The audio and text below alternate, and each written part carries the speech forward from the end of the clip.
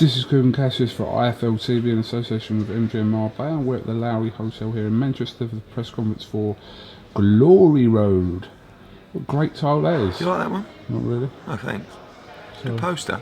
Poster's excellent. Been a bit lopsided here. Am I looking alright? You look alright. You've had a bit of stick for this, Bill, haven't you? A little bit? Not for the bill. Well, I don't think for the bill, but a little stick for Quigg's opponent, which is mainly sort of built out of people jumping on a bandwagon of other people giving it stick. Ambunda's a quality fighter, former world champion. Just, you know, I don't really have to justify him. Just go and watch him fight Kameda. He's a quality fighter, and I think, I was talking the other day, at the moment of getting in the ring, I believe he will be the best fighter Quigg has faced in his career so far. Salinas, quality fighter, but did get beat the other week. Rendell Monroe, quality fighter. Was he just slightly over the road for the second fight? Ambunda's a quality fighter, former world champion. And people say he's not a super bantam. He is a super bantam. He's moved up from bantam. In his last fight, he boxed at super bantam. He won the IBF and WBA intercontinental titles. He's operating at super bantam, and he's a quality fighter. Quigg versus Ambundu, from a selling point of view to the casual fan. To the casual fan, I think it's fine, because that it's the people that have more opinions, i.e. the harder core fans, that will possibly not like the fight, as opposed to casuals. The casuals will think Scott Quigg's fighting a former world champion. That's great. There's people who put names out there like Darchian. I mean, he's just been knocked out in his last 2 fights. If I chose someone like him, I mean, we tried to make so many different fights with so many different super bantamweights, and no one really wants to know. And people think I'm talking bollocks. I'm telling you, people are afraid to fight Scott Quigg because there has to be the reward, and this stems back to Leo Santa Cruz. We talked about it on the train, didn't we? I said, I'm not saying Leo Santa Cruz is necessarily afraid to fight Scott Quigg. I'm just telling you that he's chief support on a Mayweather bill. We told Golden Boy, spoke to Robert Diaz only a week ago, we'll still come. September the 13th, we will come. And listen, we got backing from Sky. We actually don't necessarily even need the purse, but they don't want to fight him because the money's not there for Santa Cruz.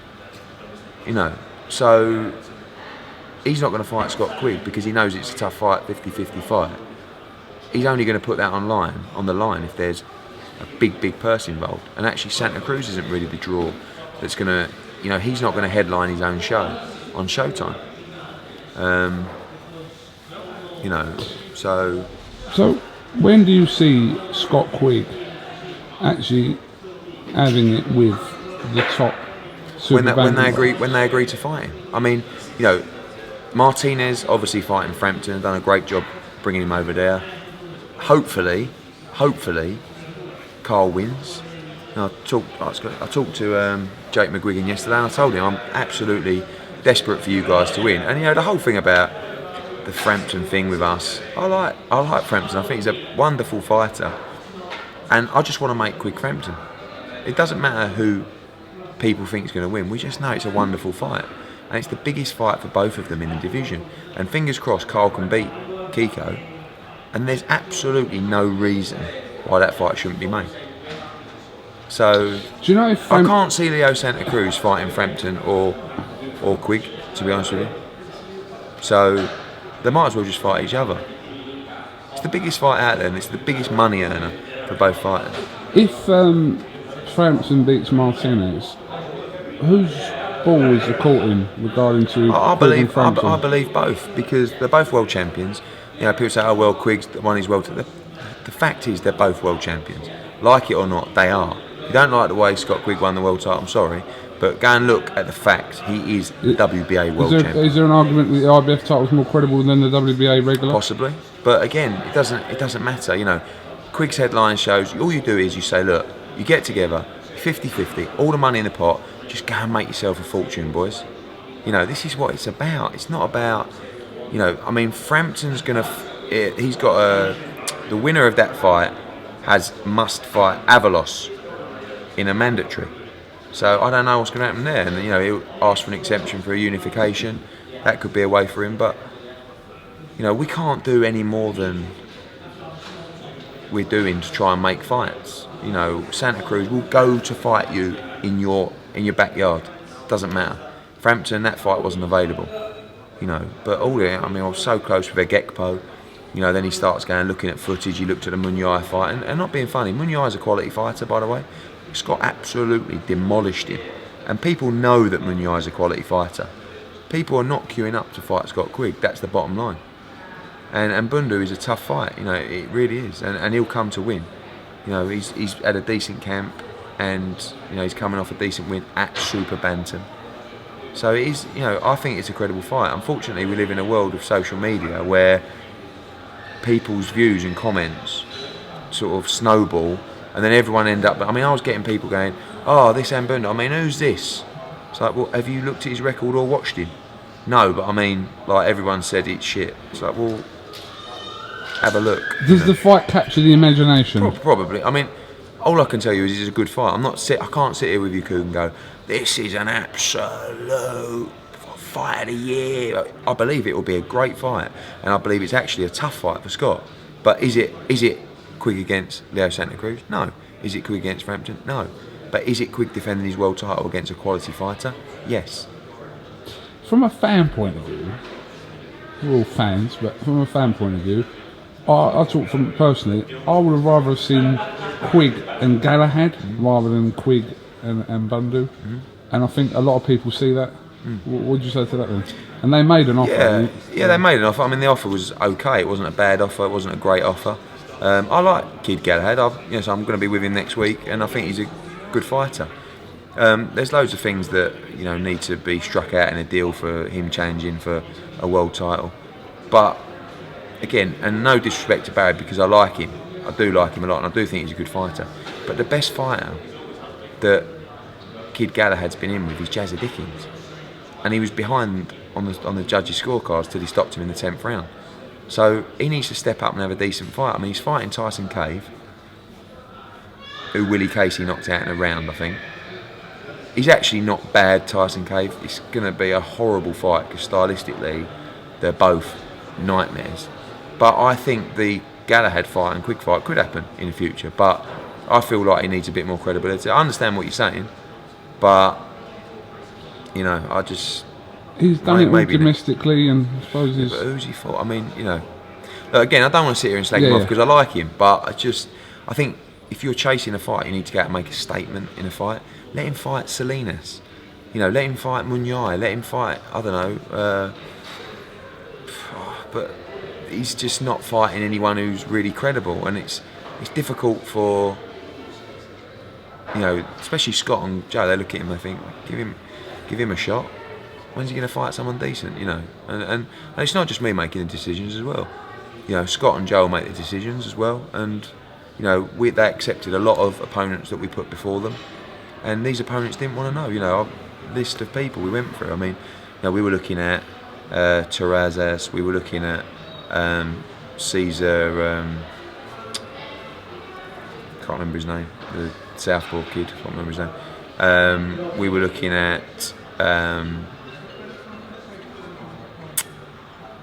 the kid Mijares, who's moving up to featherweight, Jorge Arca, Fernando Montiel, and they either price themselves out because they don't want to fight, or they just don't want to fight.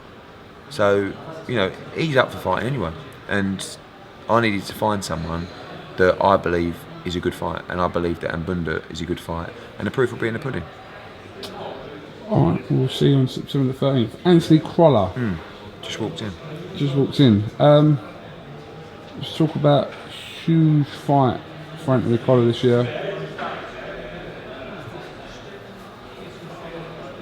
Anthony Crolla, so I agreed terms with Richard Abril for the fight,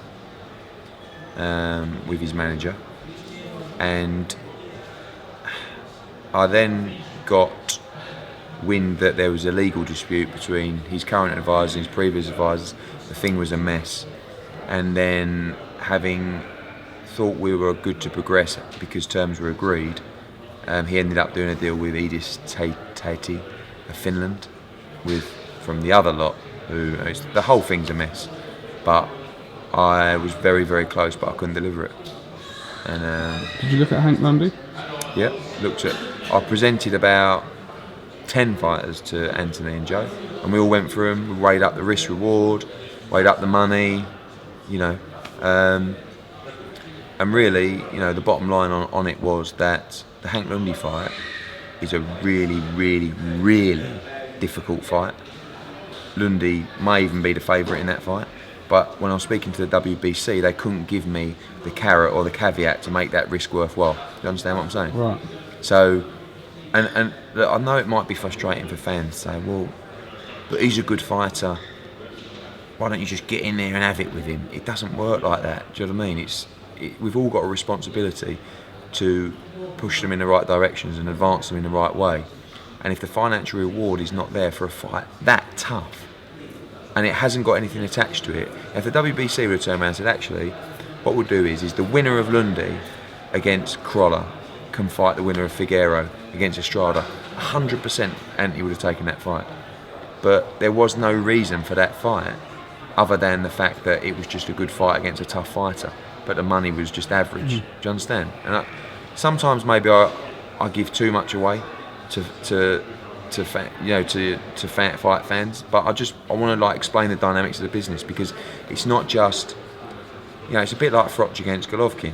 Get in there, he's supposed to be a warrior. Well, no, you go to work for the wrong kind of money. Go on, off you go, because you're a great guy, you are. It doesn't work like that. You have to be rewarded, and this is a short career, and it's a dangerous career. So the Lundy fight was seriously considered, but it couldn't come with the caveat. Paulus Moses we were reasonably close with. That could have been a WBO final eliminator, but Moses is sitting at number 1, and he doesn't really feel the need to go anywhere. Who else? Loads. Darlis Perez. We tried to make that as a final eliminator for Abril. He's now number 1. Perez in the WBA. There's loads, and it comes down to, we made a choice for Gamaliel Diaz, who again, former world champion and a quality lightweight. It depends on, with that fight, it depends what you think of Anthony Crolla. If you think Anthony Crolla is a top pound for pound lightweight, or doesn't really make sense, top lightweight in the world, then he should be expected to deal with Diaz. But Diaz is spinning with a lot of quality fighters: Guerrero, former world champ, Cesar Soto, and he should give Anthony a very, very competitive fight. But Crolla's shown lately that he may just be that step ahead, and I think he's one of the most underrated fighters in the country. But I was disappointed not to get the Abril fight, because I felt I had it. Can you clear up the situation regarding Derry Mathews? In what respect? And Anthony Crolla, I read some stuff on Twitter about fights were offered and not offered, and was the fight... No, I spoke to Derry's manager, and I asked him if the fights were available, would he be interested in Kevin Mitchell and Anthony Crolla? And he turned around and he said yes. I then went away, we looked at Derry Mathews' fight, we looked at all the other fights, and we ended up going with Gamaliel Diaz. Not because the Mathews fight isn't a great fight, but I think at this time, there wasn't really anything available in that fight either. So I then went back and made them an offer to fight Kevin Mitchell at the O2 on October the 11th. And no response. But I've just seen you sent me that thing saying that Derry's fighting in October now in Liverpool, so he's obviously not going to fight Kevin, which is disappointing, but there you go. Okay. The rest of the bill, obviously Anthony Joshua fights on the bill now. Who will he face? I know Zavarotny. He's likely to still be Zavarotny. Yeah. Zavarotny actually had a shoulder injury, but because of the 2-week delay, I think he's going to be okay. The other names we're looking at is Dennis Baktov and Konstantin Eric, so much bigger steps up for Anthony Joshua now. And then of course 2 real quality trade 50-50s on the bill is Denton Vassell against Sam Eggington, which is going to be an absolute war, and Kurt Goodings against Scotty Cardle in a final eliminator for Terry Flanagan. So 2 crunch matches for both of those guys in that fight, because really, you know, and especially for Scotty, because a loss against Goodings is, you know, obviously not the end, but you know, the way he's going, it's a must-win fight. Who else is on the bill? You got Gamal Yafai, you got Liam Hanrahan, you got Sam Hyde, you got Jack Massey, you got Ricky Boylan. Can't remember if I've left anyone out there. Oh, Jimmy Kelly. I mean, we've got some massive ticket sellers on the bill. We've got 5,000 tickets out already, just by on what we've sold in the first 3 or 4 days and what the fighters are taking. So it'd be a good crowd in there on the 13th. Okay. Obviously, we know Kell Brook's out in America, ahead of next week's fight with Sean Porter. I saw an interview yesterday with Kenny Porter saying that it was them that asked for the drug testing, random drug testing, not you. So, what do you say about that? Because I actually heard him say that in like a media. I think Kenny Porter lives on another planet. Like, he's talked so much rubbish throughout the whole build-up to this fight. Like, he was the one originally who said, "We've signed, we're waiting on Brook to sign." Well, actually, we'd signed, and then I spoke to the IBF who confirmed Porter hadn't signed. So that was a load of rubbish. And then they come back and they said, what, 3 weeks ago, there is no random testing for this fight. But now he's saying there is, and he asked for it. So, I mean, he just lives on Planet Porter. But, you know, I think that bottom line is one of our requests. And again, I'm not one of these people who goes, get the emails, but I'll show you the email to Golden Boy that requested in the terms that random drug testing has to occur. So is it possible that you just both asked for Possibly, it? yeah. Right. But then why 2 weeks ago did he say, oh, Eddie Hearn says there's random testing for this fight? There is no random testing. Now there is random testing, and he asked for it. I think he's talking himself into a bit of a corner with it. I love the way this is playing out, because I like it when you got someone, you know, chatting up your man and talking all these nonsenses. And I think he's putting a little bit of pressure on Sean Porter. I mean, I did think that to Danny Garcia's dad, what is he doing? But obviously that works for him. But I just think there seems to be very little communication between Porter and Golden Boy. I mean, even when I saw Porter at the convention, at the Rose Andrade weigh-in, okay. I said to him, all agreed, all done, you know, for the date? And he went, I don't know, is it? What's happening? Where are we up to? I mean, he didn't even know what was going on. So, you know, I hope that his dad did ask for random testing. But I don't understand why 2 weeks ago he said there is no random testing, and now all of a sudden there is, and he asked for it. Why is it not being done by USADA? I think it's a time problem. Yeah. Originally, I mean, they got tested 2.5 weeks before the fight. It's not really good enough. I wasn't over the moon with it. I would like it to have been a couple of weeks before. When the original fight was scheduled for September the 6th, they brought it forward by 3 weeks. And I think that would have messed up the USADA. I'm fine with the agency that's doing it. Was it UCLA? Yeah, it's the California Commission. I'm happy. That's not a problem. But I would have liked it a week or so earlier. Listen, it's done, it's dusted. They have both been tested. And there's no accusations that anyone's Will they be tested again before the fight? I think so, yeah. So could that be at any point? Don't forget it's random, so it's not. No. And what happens is there a cut-off time? Like, could they be tested on the day? For example? I don't know, because they take bloods. Right. So obviously there'll be a sort of a safety measure in place of when the last moment you can take bloods. They'll be tested on the night of the fight, which is standard. But again, this isn't about accusing anyone of cheating. This is just a very, very dangerous sport where we need to ensure that people aren't using performance-enhancing drugs. So, again, I would have liked it. And again, don't forget, it is random testing. So, just because, you know, a camp starts, say, 6 weeks, doesn't mean they're going to get tested on the first day. We've had to provide a list of exactly where Kell will be over a 3-week period, so that the testers have got that and they know they can go and get him or phone him, or because they can't just disappear. You can't go and look for Sean Porter. He's not in the gym. All right, we'll come back next week. Ferdinand style. Yeah. But I'm so excited about this fight, Coogan. You know, I almost get quite emotional thinking about the fight, because I know what Kell's been through, and I know what's going through his mind now, which is just this fight is everything in my life, and I have to win this fight. It's a bit like, feels like when Barker fought Gill, he just wasn't going to be denied, and I just get the same feeling about Kell Brook.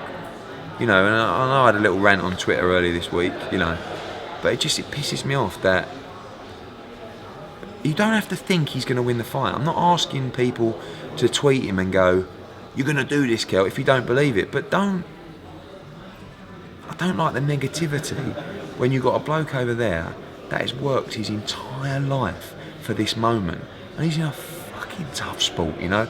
It's not like he prances out there and, you know, I'm not saying cricket's not tough, but like, and, you know, knocks the ball up. This is a guy who, you know, he fights for a living, you know, and all his life he's built to this moment, and he's British. Just get behind him. I'm not asking you to be up his arse and say you're going to do this, but just say, listen, son. And even if you want to say, I don't know if you're going to win, but I hope you do, because, you know, if we can't support our own, and I know people saying you don't have to just support him because he's British. No, I agree with that. I'm not asking even for you to support him. Just don't, you know, goad and ridicule. And I know fans have got fans, and calm fans might not like Kell, but I would never wish a British fighter bad fortune or to lose abroad. Just, do you know what I'm saying? It's like, like, it doesn't matter if they're in my camp or not. Even Amir Khan, who I haven't been the biggest fan of over the years, actually quite like the bloke, but I've always wanted him to win when he's in against a Yank or whatever. You know, it's just that's how I am. But even if I didn't want him to win, I don't tweet him and say, Amir, you're going to get knocked out, son. You're this, you're that. Good luck. You're going to get exposed. I mean, I just don't. It's like a British mentality. And someone said to me, "Oh, you know, there's Yanks that don't want Porter to win." Really? I think they've got a totally different attitude. Do you honestly think there's Americans who go, "Oh, that Sean Porter gets knocked out"? Well, you don't know. Well, no, but possibly. Don't you feel that's the attitude of British people more so than other countries? How many people want to see Mayweather lose? Slightly different. I understand what you're saying. Slightly different scenario. But this, because Kell's like a challenger. He's a young champ. Mayweather's a champ. He's an established champ, and he's cocky. But I don't see how you can dislike Kell Brook. Yeah, I don't see. It's like this is just a good kid from Sheffield who worked his nuts off and had some bad luck along the way. And listen, he hasn't been the most disciplined over the years, but he's in order. He's in the shape of his life, physical and mental. Let's just get behind him and support him. And I think positivity can go a long way. You know, when these people are in the hotel rooms, Quigg, and it's a lonely place, you know, when you're in camp and you're going through your Twitter and you've got well-wishers coming in and people are saying, "Do you know what, son, go out and do it, shock the world," like that breeds positivity. When you're sitting there and it's going, "Oh, you're going to get knocked out, you're going to get exposed, I hope Porter KOs you." You know what I mean? It's not like, I know you can just turn Twitter off, but I agree. It kicks you in the nuts. Do you know what I mean? So I just think it's a wonderful fight. It's a wonderful fight. And you know, the great thing is that Kell's in deep, really deep. You know, and I'm excited to see how he reacts to that. Callum Smith and Luke Campbell also on the bill. So literally a third of the card is, well, your fighters. We're just sorting opponents out with Golden Boy at the moment, centre list. But they're only in 6 rounders. They're not going to be in tough fights. It's more about the experience. You right there? Yeah, sorry, it just suddenly went bright. Oh. Go on, sorry. It's more about the experience, really, for them. You know, Callum's already in big fights, and Campbell's getting ready for big fights. So looking forward to it. Sorry, and Deontay Wilder's been added. Yeah, I saw that. He's fighting Jason Gavin, which won't go around. But he's been sparring with Joshua. Yeah. Okay. Dublin. Postponed. Yeah. Has that show been postponed, or are you looking to? What are you looking for? The show's been postponed. The main event will probably be postponed, but we do have the ability to make the Lee fight later on. We'll be there probably end of October, early November. It was a shame. You know, we went to the press conference when it was brilliant, sold out, but obviously Mathews' preparations just couldn't be what they needed to be with Jamie out injured. So unfortunately, we've got to postpone it. It's actually I think it's the first show I've ever postponed that I've promoted, or I've never cancelled a show, but it's the first show I've postponed, I believe, in 3 years. So obviously exceptional circumstances for that one, but it was the right move from Matthew, because it's a must-win for Matthew at all times now. Absolutely. Trying to think of some other question to really rib me with, aren't you? To rib you with? Yeah. I don't think I've ribbed you at all. You're going. I haven't ribbed you at all. What are you going to do this year then? In terms of Like, what? what are you going to, we want something, didn't we? Well, you're going to get Bellew cleverly announced, probably next week. Really? Yeah. Why are you announcing it next week when, like, you're in America? Because I think we need to get it out there. I had a good meeting with Nathan Cleverly yesterday, and obviously speak a lot to Tony, and they both want to fight. Let's get it on. Let's sell out an arena. Let's have a great fight, a great build-up. It's going to be fantastic. Your views are going to be going through the roof with those press conferences. Can you give me a sponsor for that one? Probably, yeah. I'll get you a sponsor for everything else. Where we're sitting. Hold on. From there, well, you asked me what we're going to deliver, so I'm telling you, Bellew Cleverly. Frotch is just sort of back and forth, but we need to make a move. Chavez looked on. Then I'm not so sure. Rumours he's going to go. He's involved with Al Heyman. We're seeing Al Heyman next week, so we'll have a chat. Yeah. Can I come? Yeah, if you want. Yeah, all right. A lot to talk about. Listen, our stable is unbelievable. The level of fighters that we've got is on another level to I think anything that's ever been seen before in this country. So we want to keep expanding, and it's important to us to have the relationships with international promoters because Campbell and Callum on that show is great. It's great for their development. It's great for them to learn. It's great for their exposure. And a lot of our fighters will be on the Paul Smith Abraham card on September the 27th as well. So it's great experience, and it will improve them as fighters as well. Okay. I had something else to ask you. I can't think what it was. Yeah, what was it? I've forgotten. No, honestly, I just had something else to ask you. What else have we got to say? That's it. Fight Pass. How's it been going? It's going good. Numbers are really good. Content's improving, got more and more. Building towards the first live show, which is September the 12th. Coldwell show, fantastic show. Gainer against Amit Patterson, Maxie Hughes, also the rematch that between those, I can't remember the names now. Do you remember that Fight of the Year rematch? And the Quigg and Cassius show has just gone down a storm. I mean, that's the real highlight of Fight Pass, to be honest with you. I know you like taking the piss. I haven't paid you for it yet. Have you? We haven't even put a deal together. Hang on, can I just say something? I've done 2 shows for you now. And you're not unpaid. I filmed the one yesterday, which is actually with James the Gal. That would be good. Which was really good. And I haven't had a bean. I'll have to sort you out in America. Dollars. Is that alright? Do you take international currency? Yeah, of course. I'm out there a lot. Oh, yeah. I am, aren't I? Will you be out there for Mayweather? Yes. You going to go? Yes. Been in my card off in Manchester. James will be there. Oh, great. Excuse me. What? I don't knock your work colleagues. I'm not knocking your work colleagues, You are. but You are. You get James Helder for the whole week in Manchester. Do you blame me? Well, yeah, because you don't get anything when you go out there. Yeah, but you don't. I mean, you go out to the Mayweather fight, you don't even get Mayweather. I'm not worried about money, mate. That will come in time. It's not a great card, is it? But Let's be honest. What is the card so far? Mickey Bain Vasquez, Leo Santa Cruz in it. Keith Yeah, Thurman again, was like, meant to be on the this is bill, but thing. I'm not sure. What do they put Leo Santa Cruz in with?